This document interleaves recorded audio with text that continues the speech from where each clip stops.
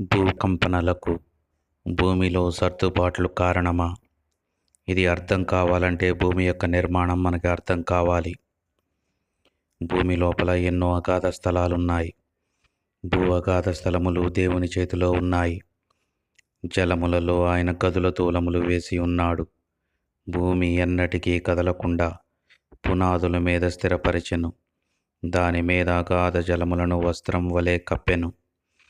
భూమి స్తంభములు యెహోవా వశం. లోకములను వాటి మీద నిలిపి ఉన్నాడు. భూమిని తన స్థానము నుండి కదిలించువాడు ఆయనే. దాని స్తంభములు అదరచేయువాడు ఆయనే. అనగా భూమి, లోకము ఇవన్నీ రాతి స్తంభాల మీద నిలపబడి ఉన్నాయి. భూమి లోపల భాగంలో అగాధ స్థలములు ఉండి ఖాళీ ప్రదేశాలతో నిర్మితమై జలాలతో నింపబడి ఉన్నాయి.